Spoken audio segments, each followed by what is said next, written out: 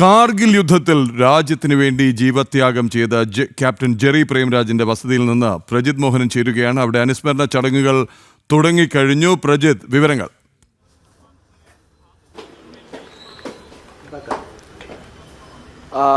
പ്രദീപ്, രാജ്യത്തിന് വേണ്ടി ജീവത്യാഗം ചെയ്ത ധീര സൈനികൻ ക്യാപ്റ്റൻ ജെറി പ്രേംരാജിൻ്റെ സ്മൃതി കുടീരത്തിലാണ്, അദ്ദേഹത്തിൻ്റെ വസതിയിലാണ് ഇപ്പോഴും നമ്മളുള്ളത്.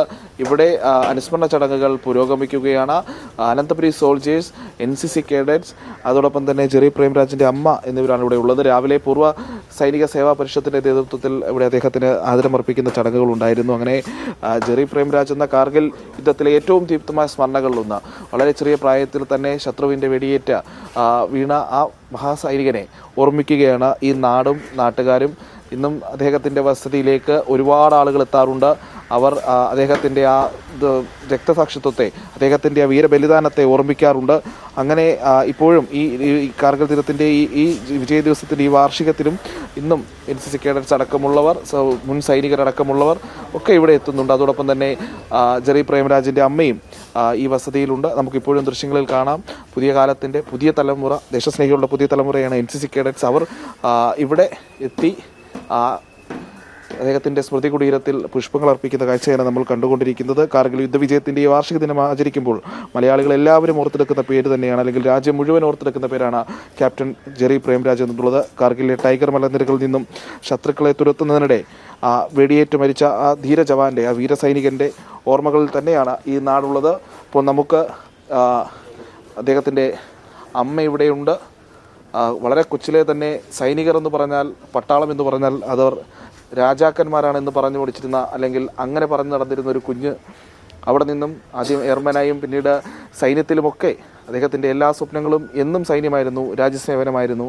ആ മകന് ജന്മം നൽകിയ മാതാവ് നമുക്കൊപ്പമുണ്ട്. അമ്മ എല്ലാ വാർഷികത്തിലും ആളുകൾ എത്താറുണ്ട്, ചോദ്യങ്ങൾ ചോദിക്കാറുണ്ട്. കഴിഞ്ഞ തവണ അമ്മ കാർഗിലിൽ പോയിരുന്നു. അവിടുത്തെ ആ ഒരു അനുഭവങ്ങൾ എന്തൊക്കെയായിരുന്നു?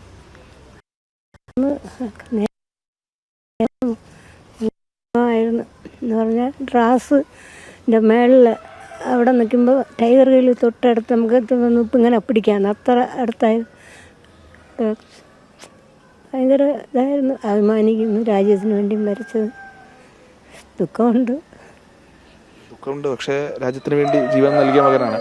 അമ്മയുടെ മകനെ കാണാൻ, അല്ലെങ്കിൽ അമ്മയുടെ എല്ലാ വർഷവും ആ വീരബലിദാനത്തെ ഓർത്തെടുക്കാൻ വേണ്ടി പുതിയ തലമുറയാണ്, പുതിയ കുട്ടികളൊക്കെ വരുന്നുണ്ട്. അതിനെങ്ങനെയാണ്? വളരെ സന്തോഷമുണ്ട്, അഭിമാനമുണ്ട്. ഞങ്ങളൊക്കെ വരണം, എൻ്റെ മോനെ ഓർമ്മ, അത് എന്നെ കുറച്ചുകൂടെ അഭിമാനമാണ്. പ്രദീപ്, അമ്മയുടെ കണ്ണുകൾ നിറയുന്നുണ്ട്. പുതിയ തലമുറ, പുതിയ കാലത്തിന് ഇപ്പോഴും ജെറി പ്രേംരാജിൻ്റെ ഓർമ്മകൾക്ക് ഒരു മരണവുമില്ല. ടൈഗർ ഹില്ലിൽ അന്ന് അദ്ദേഹം വെടിയേറ്റ് വീണപ്പോഴും അതിനുശേഷവും ഈ രാജ്യവും ഈ നാടും അദ്ദേഹത്തെ വളരെ രീതിയിൽ ഓർക്കുന്നു. ഇപ്പോൾ നമ്മോടൊപ്പം അനന്തപുരി സോൾജേഴ്സിൻ്റെ പ്രതിനിധികളുണ്ട്. രാവിലെ പൂർവ്വസേന സൈനിക സേവാ പരിഷത്തിൻ്റെ ആളുകൾ ഇവിടെ എത്തി പുഷ്പചക്രമൊക്കെ അർപ്പിച്ചു മടങ്ങിയിരുന്നു. നമ്മൾ ഇവരുടെയൊക്കെ ഈ വീരബലിദാനത്തെ ഓർത്തെടുക്കുന്നുണ്ട്.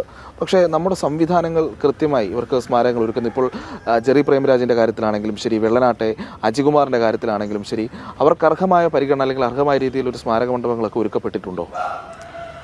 ശരിക്കും പറഞ്ഞാൽ ആദ്യമായി ഞങ്ങൾ 2020 മുതൽ കഴിഞ്ഞ 5 വർഷമായി ഈ ദിവസം ഞങ്ങൾ ഇവിടെ ജെറി പ്രേംരാജ് സാറിൻ്റെ ഈ സ്മാരകത്തിലെത്തുകയും പുഷ്പചക്രം അർപ്പിക്കുകയും അനന്തപുരി സോൾജേഴ്സ് ചെയ്യാറുണ്ട്. അതുപോലെ തന്നെ ഞങ്ങൾ ആരെങ്കിലും ഇവിടെ വെങ്ങാനൂർ വരുന്നെങ്കിൽ അമ്മയെ കാണാതെ ഞങ്ങൾ ഇവിടെ നിന്ന് പോകാറുമില്ല. അത്രയും ആത്മബന്ധം അമ്മയുമായിട്ട് ഇവിടെയുള്ള തിരുവനന്തപുരം ജില്ലയിലുള്ള എല്ലാ സൈനികർക്കും ഉണ്ട്. അതിൻ്റെ ഭാഗമായാണ് ഞങ്ങൾ ഇന്നിവിടെ വന്നിരിക്കുന്നത്.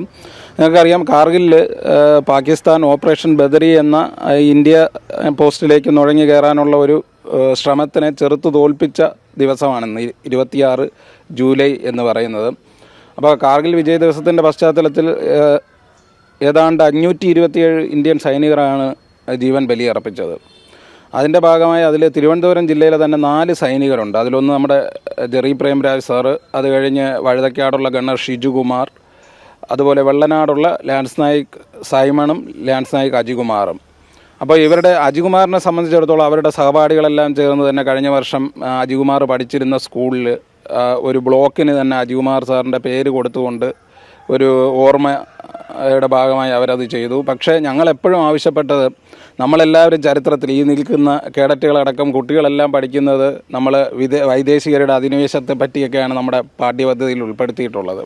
പക്ഷേ ഞങ്ങൾ വളരെ കാലമായി ആവശ്യപ്പെടുന്നതാണ് നമ്മുടെ ഇന്ത്യൻ സൈനികരുടെ ചരിത്രം, അല്ലെങ്കിൽ ജെറി പ്രേംരാജ് സാറിനെ പോലെയുള്ള ജീവത്യാഗം ചെയ്ത സൈനികരുടെ ചരിത്രം പാഠ്യപദ്ധതിയിൽ ഉൾപ്പെടുത്തണമെന്നും പുതിയ തലമുറയ്ക്ക് ഇവരെപ്പറ്റി അറിയാനുള്ള ഒരു മാധ്യമം അവരുടെ പാഠ്യ വിഷയത്തിൽ ഉൾപ്പെടുത്തുന്നതിലൂടി സാധിക്കുമെന്നും പറഞ്ഞുകൊണ്ട് ഞങ്ങൾ കേരള സർക്കാരിന് 5 വർഷം മുമ്പ് തന്നെ നമ്മൾ നിവേദനം നൽകിയിരുന്നു. അപ്പോൾ അടുത്ത കരിക്കുലം റിവിഷനിൽ അത് ഉൾപ്പെടുത്താമെന്ന് നമുക്ക് മറുപടിയും തന്നിരുന്നു. പക്ഷേ ഇതുവരെ അങ്ങനെ ഒരു കാര്യം നടന്നിട്ടില്ല. രണ്ടാമത്തെ കാര്യം തന്നെ, ജെറി പ്രേംരാജ് സാറിൻ്റെ അമ്മയ്ക്ക് തന്നെ അറിയാം, 25 വർഷമായിട്ടുള്ള ഒരു ആഗ്രഹമാണ് സാറിനൊരു സ്മാരകം തിരുവനന്തപുരം ജില്ലയിൽ ഒരുക്കുക, അല്ലെങ്കിൽ കാർഗിലിൽ ജീവത്യാഗം ചെയ്ത എല്ലാ സൈനികരുടെയും ഒരു സ്മാരകം ഒരുക്കുക എന്നുള്ളത്. അതും ഇതുവരെ നടന്നിട്ടില്ല എന്നുള്ളത് വളരെ ദുഃഖകരമായ ഒരു കാര്യമാണ്. പ്രദീപ്, അത് തന്നെയാണ് നമ്മൾ കഴിഞ്ഞ ദിവസം വെള്ളനാട്ടെ അജികുമാറിൻ്റെ വീട്ടിലെത്തിയിരുന്നു. അവിടെ അമ്മയുമായി സംസാരിച്ചു. ആ അമ്മയ്ക്ക് വന്ന് അജികുമാറിൻ്റെ ജീവത്യാഗം ഉണ്ടാകുന്ന സമയത്ത് അവിടെ കൂടിയിരുന്ന രാഷ്ട്രീയ നേതാക്കളെല്ലാം, കേരളത്തിലെ രാഷ്ട്രീയ നേതാക്കളെല്ലാം വലിയ രീതിയിൽ വാഗ്ദാനം ചെയ്തതാണ് അർഹമായ ഒരു സ്മാരകം ഒരുക്കുമെന്ന്. ജെറി പ്രേംരാജിൻ്റെ കാര്യത്തിലും അതുണ്ടായി. പക്ഷേ ആ ഒരു പ്രഖ്യാപനങ്ങൾ, വാഗ്ദാനങ്ങൾ മാത്രമായി ഒടുങ്ങുന്നു എന്നുള്ളതാണ് ഇതിൻ്റെ എല്ലാം പ്രശ്നം.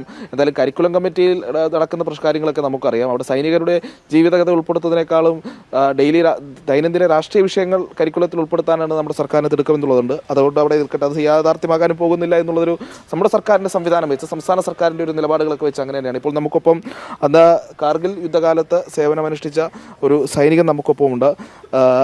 താങ്കൾ കാർഗിൽ യുദ്ധ സമയത്ത് സേവനമനുഷ്ഠിച്ച ആളാണ്. എന്താണ് അന്നത്തെ ഒരു ഓർമ്മയും, പേരും റാങ്കും ഓർമ്മകളും? അല്ല, അന്ന് എൻ്റെ ആദ്യത്തെ പോസ്റ്റിംഗ് ആയിരുന്നു. ഞാൻ ജമ്മു കാശ്മീരിലായിരുന്നു പോസ്റ്റഡ് ആയിരുന്നത്. അന്ന് CFN ആയിരുന്നു. ഇന്നിപ്പോൾ ഞാൻ സുബേദാറായി റിട്ടയർഡായി. തിരിഞ്ഞു നോക്കുമ്പോൾ നമ്മൾ കാർഗിൽ ഓപ്പറേഷൻ പങ്കെടുത്തു എന്ന് പറയുമ്പോഴത്തേക്കും വളരെ അഭിമാനം തന്നെയാണ് തോന്നുന്നത്. ആ സമയത്തെ ഒരു സിറ്റുവേഷൻ തന്നെയാണ് നമ്മളിപ്പോൾ സിന്ദൂർ ഓപ്പറേഷൻ നടന്നപ്പോഴും തോന്നുന്നത്. സെയിം എല്ലാ കോൺവായികളെല്ലാം, ആർമി വണ്ടികളെല്ലാം പോകുന്ന മൂവ്മെൻറ്റ് ചെയ്യുന്ന സമയത്തെല്ലാം തന്നെ വഴി വക്കിലെല്ലാം ഓരോ ജംഗ്ഷനിലും ആൾക്കാർ നിന്ന് ഭക്ഷണങ്ങളും പൊതികളും ഐറ്റം എല്ലാം തന്ന് സഹായിക്കുകയും വെള്ളം എല്ലാം ചെയ്യുകയായിരുന്നു. ആ സമയത്തും നാട്ടുകാരോ ജനങ്ങളെല്ലാം ഭയങ്കര സപ്പോർട്ടായിരുന്നു. പക്ഷേ നമുക്ക് 6 മാസത്തോളം ആ ബോർഡർ ഏരിയയിൽ കഴിയേണ്ടതായി വന്നിട്ടുണ്ടായിരുന്നു.